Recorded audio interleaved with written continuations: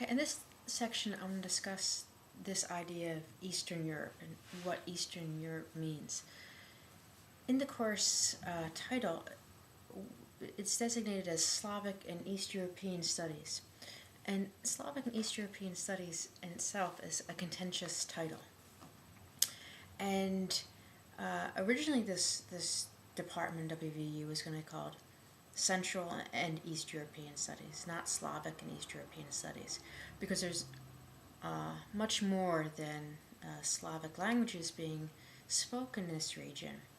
But we had some discussions with the German department, and they felt that if it was called Central Europe, then somehow they would be excluded from this, or the people wouldn't be attracted to German studies. So even in WVU, this title has contention.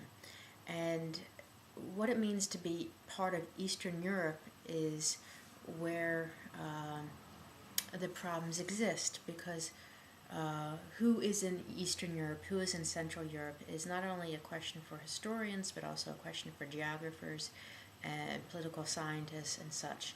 And being called Central European or being called Eastern European has certain connotations that some people are unhappy about.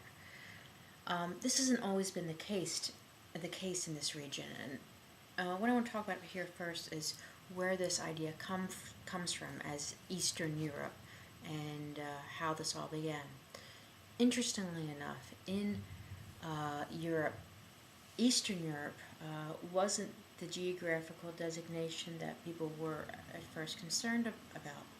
When people thought about Europe, they thought about the heart of it being in the south, really, because that's where the Roman Empire was.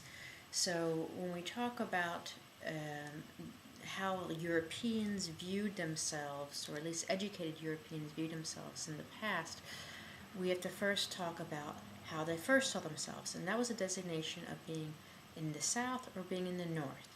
And the south was the area of knowledge, of culture, of power, and that's because of Rome. And later, with the dominance of Venice and the city-states, this continued. So to be part of the South was to be part of this highly cultured, powerful region, whereas the Northern Europe, always designated something as being part of the land of the barbarians, because this is, where the barbarians invaded and eventually sacked Rome. So for much of European history, that's how intellectuals discussed the region in terms of North and South, and where you were and where you belonged in that. And again, this continued in terms of a European description for a very long time. In the end of the first millennia, we have the Vikings bringing havoc and destruction to much of Europe. And again, it's this feeling that the North is driving down on the South. This is all going to change, however, when this power base of Europe changes. And the power is going to eventually shift during the time of the Enlightenment. So we're talking about the 1700s, the 18th century. The power base is going to change to France. And France is going to be the leading center of intellectuals on the continent, and their culture, or French culture, is going to permeate through the rest of Europe and dominate the rest of Europe as being the standard for high culture.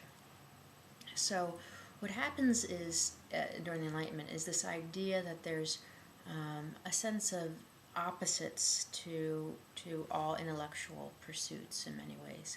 So the French look at themselves and see themselves on this western part of this, this continent of Europe, and then imagine that there is this polar opposite to the east, that they in the West, because they're powerful, must mean that geographically they come from a region that is more educated, more cultured, more, and this is going to be a new term, civilized, than the East. And the East always represents this area of mystery and of exoticism.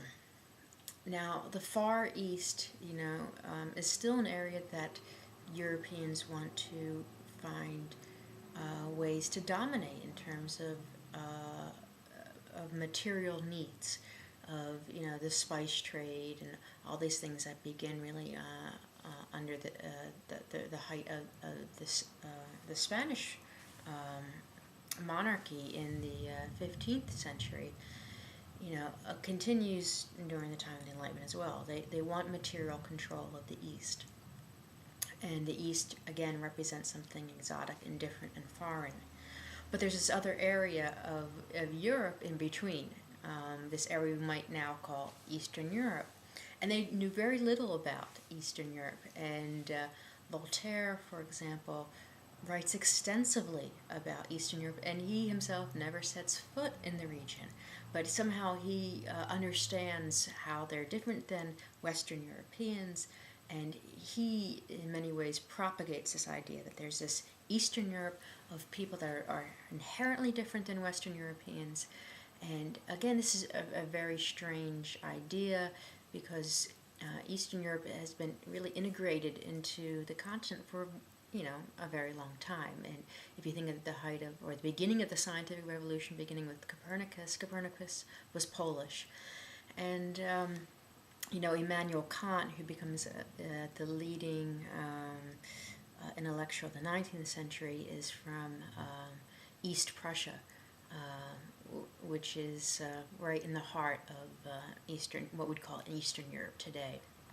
But at that time period, Eastern Europe, again, represents this exoticism, and this idea is pushed forward by travel writers who go into this region with already preconceived notions of what they're going to see. And no matter what they see in contrast to these views, they are still swept up by these preconceptions, these stereotypes of what Eastern Europe was all about. And we have travel writers who leave Berlin and head towards Warsaw, for example. And even though they might meet the elite of this area, the richer nobles and such, and experience luxury and such, they look at the servants and see them as in the image of what they want to see in Eastern Europe. And it's kind of like people in America today might head out west and want to see Native Americans be in their view of what Native Americans supposedly are, dressed in feathers and on horseback, and living at one with the land. When in reality, and I taught the Navajo Indians, for example. In reality, what you see is average Americans in pickup trucks and living life in rural poverty, not in some kind of idealistic, romantic notion of Native American culture. So that kind of preconception is kind of like what the Europeans from the West are hoping to see in the East. They want to see this exoticism. So they're trying to find facial characteristics make difference, or colors and things like this, or by their dress, or how they dress, and haircuts become an obsession. Their haircuts somehow designate them as being foreign and exotic to themselves. Even though they'll say, oh, the Russians are white like ourselves, but then they'll talk about their beards and things like this, and other haircuts and such, and therefore they must be inherently different. So when we talk about this idea of Eastern Europe, let's first keep this in mind, this historical view, and then I'll continue in the next section to talk about what else this means.